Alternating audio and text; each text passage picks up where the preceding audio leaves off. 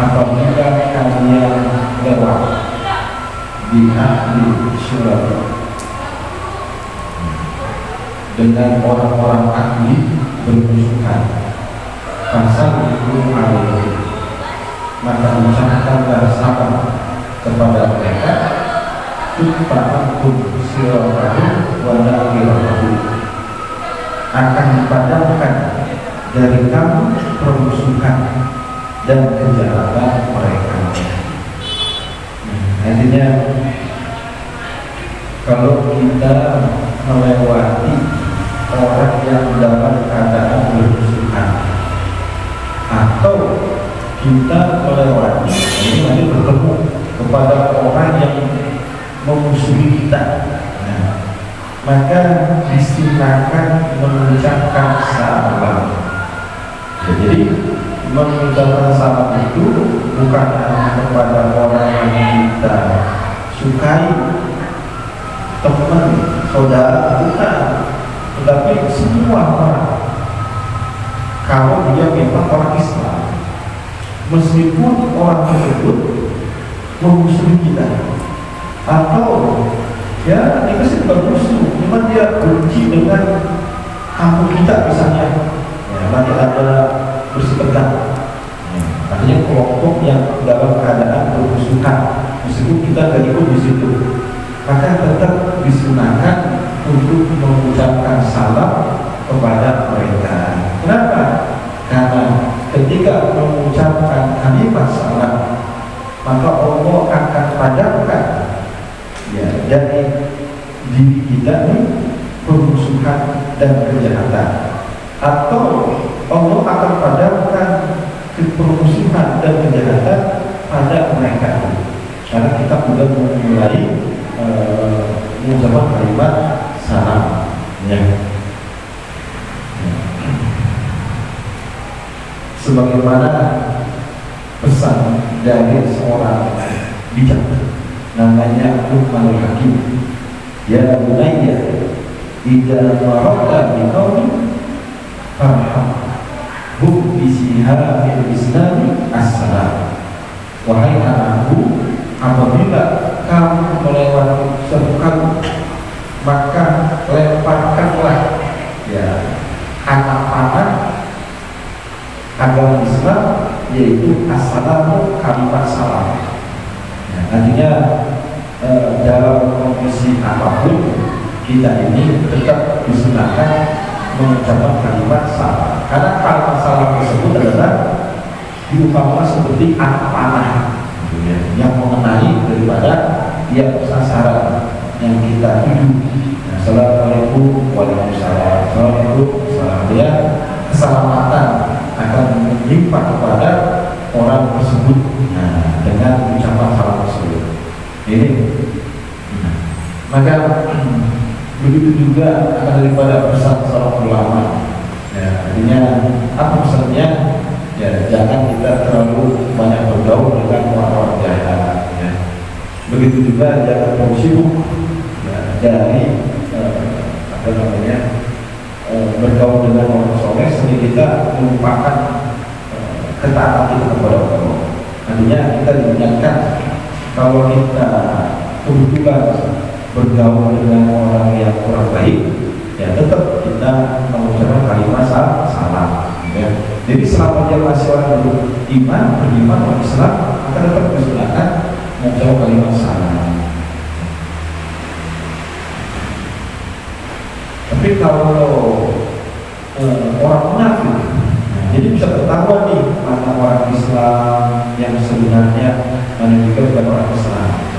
Maka dia kata Nabi, innal munafiqina yadkhuluna bi a'yunihim wa yadkhuluna bi alsinatihim. Fadzakir. Artinya orang-orang munafik mengawasi kami dengan mata mereka dan menjaga kami dengan lisan mereka. Ya, artinya kalau orang munafik itu dia memang selalu mengawasi kelemahan orang Islam. Nah, kalau dia diucapkan kalimat salam itu biasanya berat untuk menjawabnya, ya, karena tidak mau mereka itu mengharapkan orang Islam benar-benar selamat ya dari mara bahaya mau di dunia ataupun nanti di akhirat. Nah, ini jadi kita tetap disunahkan untuk mengucapkan kalimat salam kepada orang yang sedang dalam permusuhan atau memang musuh kita sendiri, ya, sehingga yang kita harapkan dengan salam tersebut Allah akan padamkan daripada permusuhan dan kejahatan mereka. Insya Allah terjadi itu, ya.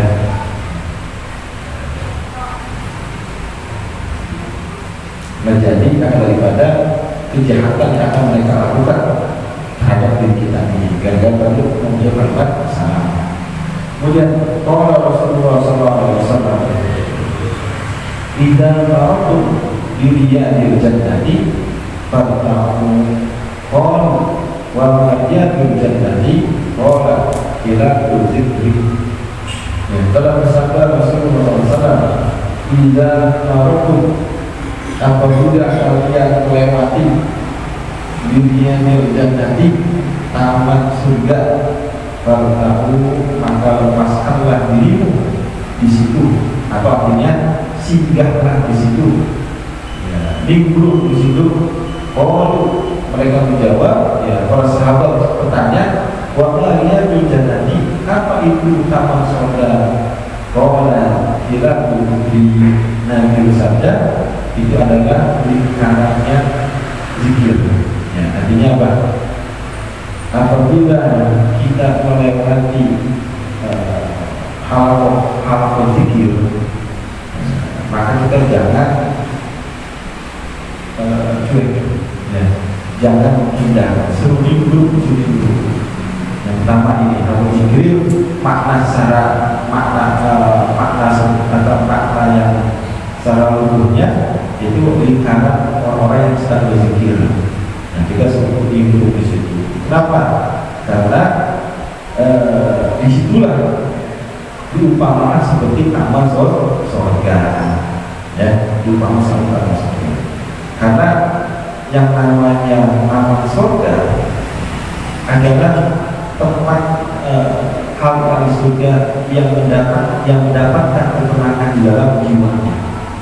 Nah, kalau kita dalam keadaan kondisi berzikir menyebut nama Allah, maka di situ rahmat Allah turun, sehingga kita punya jiwa ini merasa tenang. Ya.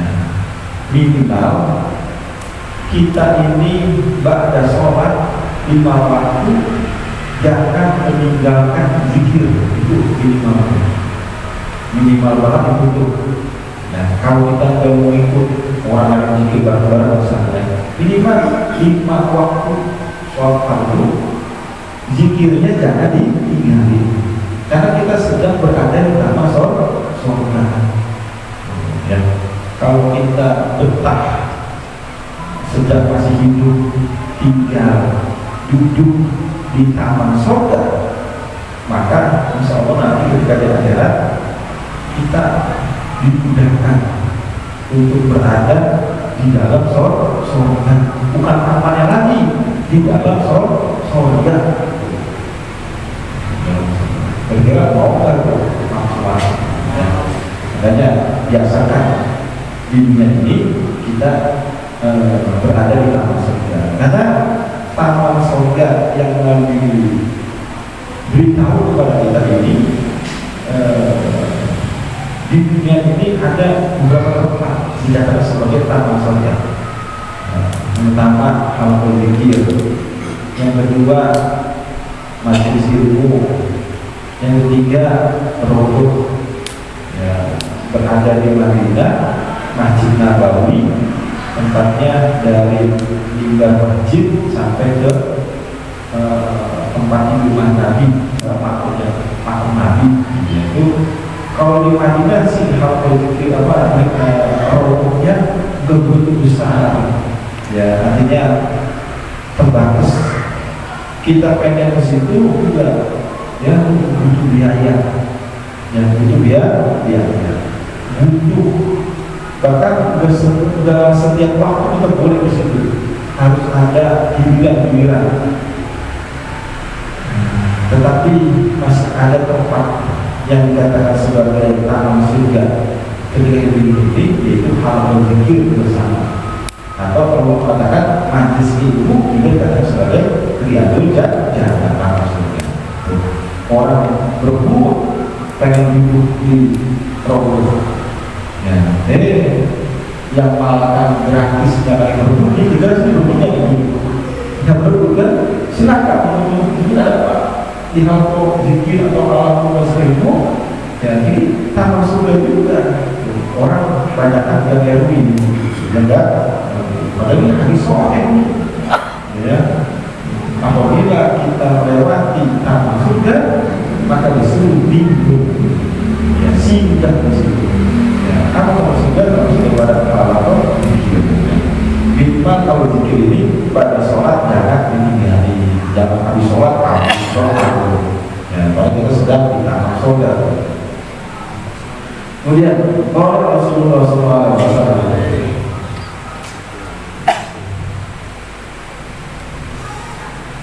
Idza maratu biriyadil jannati barqa'u qalu wa mariyadil jannati qala majalis bil-bi. Dalam bersabda Rasulullah SAW, Idza maratu, apabila kalian lewat di taman surga, barqa'u, maka lepaskanlah dirimu atau singgahlah di situ. Qalu, para sahabat bertanya, wa mariyadil jannati, apa itu taman surga? Qala majalis ilmi, maka bersabda adalah majelis ilmu. Tuh, dipertegas lagi tentu hadisnya. Yang kedua, taman surga adalah termasuk daripada majelis ilmu, yang dimana majelis ilmu tersebut mengajarkan kepada kita semua ini tentang halal, tentang yang haram, mana yang sunnah, mana yang mubah, mana yang makruh, mana termasuk perintah Allah, mana termasuk larangan Allah. Nah, itu daripada majelis ilmu yang masuk di situ. Ya, jadi kalau kita ada pengajian, ya minimal dalam 7 hari, ya mampir dah ke majelis ilmu. Ya, apa tujuan kita di situ? Duduk di taman surga. Jadi udah perlu modal lagi, dan rokok ini mah. Bagi yang tempatnya rumahnya ke masjid, di sakit, enak bener ini mah. Sampai warga ada nyampe taman surga. Jangan sampai kita kepikiran itu tadi produk memang bisa taman surga juga. Disunahkan kita di situ. Cuma nih yang di kampung kita nih. Tuh, makanya kalau taman surga hanya di Rogo saja, itu yang bisa ke sono bisa apa? Orang kaya doang, orang yang punya duit, karena ke sono bisa nggak murah, ya. Meski kita juta, itu sudah juta. Belum itu umroh, belum haji. Wah, haji mah luar biasa dah. Ya, umroh bisa habis 23 juta itu. Ya, bisa 25 juta, sekarang bisa 30 juta kali berapa. Ya itu artinya butuh biaya yang besar. Tapi orang idenya bodoh saja. Pengen apa bodoh? Ini taman surga. Benar taman surga. Cuma ketika pulang dari rumahnya, ketika pulang ke rumahnya, di situ ada majelis taklim, nggak mau duduk di situ. Nggak mau ngikut duduk di situ. Kenapa? Karena dia nggak tahu ya bahwa majelis taklim, majelis ilmu termasuk daripada tamannya surga sama seperti di rumah Nabi. Ya, makanya kalau agama kita adil, orang miskin tidak bisa untuk ke Madinah, ya, untuk bisa jalan Nabi atau ke Makkah atau Nabi sama surga. Tapi dikasih jalan raya, yaitu majelis ilmu. Itu di kampungnya ada majelis ilmu, ada pengajian, ada yang membahas tentang agama. Itu banyak sebagai taman surga. Ya. Sama daripada halqah zikir. Kenapa? Karena kan majelis ilmu juga akan menimbulkan yang namanya ketenangan. Kita punya jiwa tenang kita. Biar orang yang biasa ngaji setiap minggu tiba-tiba mengaji, itu ada perasaan ada yang kurang. Kalau nggak ada kerjaan lagi, saya pengen ngaji terus, nah gitu ya. Kalau nggak ada begini, masih pengen ngaji terus, ada yang kurang. Kenapa? Karena dia sudah mendapatkan suatu ketenangan di dalam hati tersebut.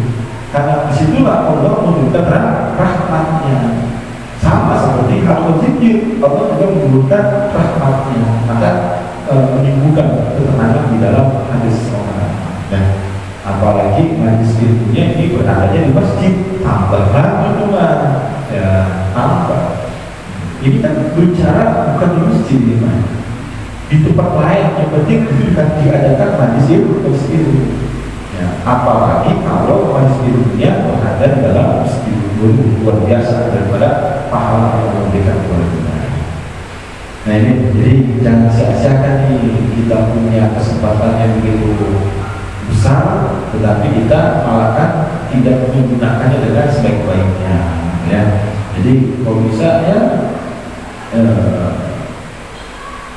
istiqomahkan gitu ya. Nah, kalau memang bukan karena urusan penting juga, ya jangan meninggalkan daripada majelis ilmu. Karena kan kita setiap seminggu sekali duduk di taman surga. Karena kan kalau bukan, ya kalau bisa tiap hari dengan halqah zikir tadi itu bisa.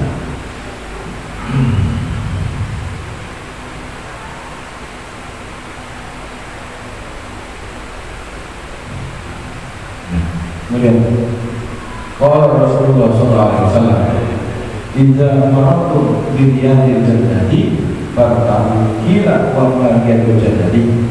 Qala al-masajid kila wa maratu. Qala subhanallah walhamdulillah wa la ilaha illallah wallahu akbar.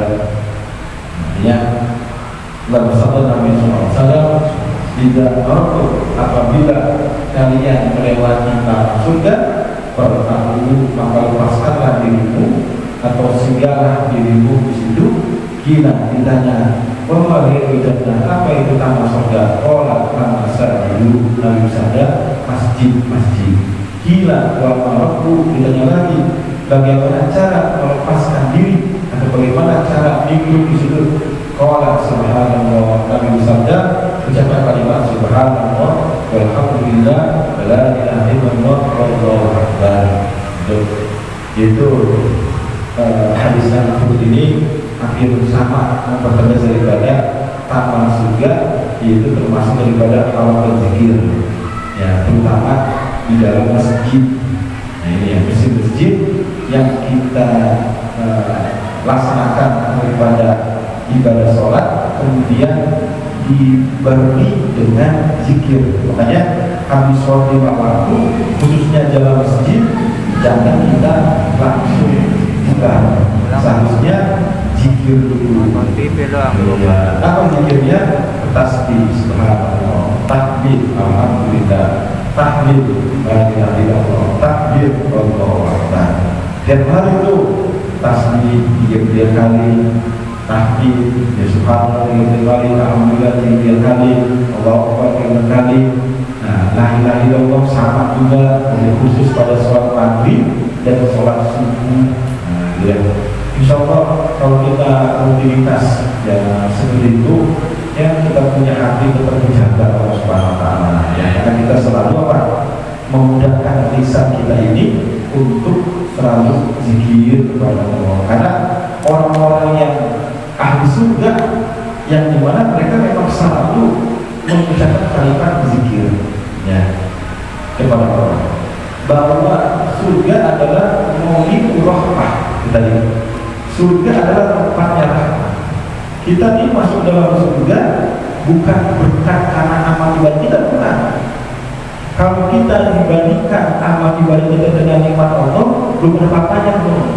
Makanya nggak pantas kalau kita masuk surga mengatakan, ini hasil usaha saya, berkat saya dulu sering sholat, puasa, ngaji.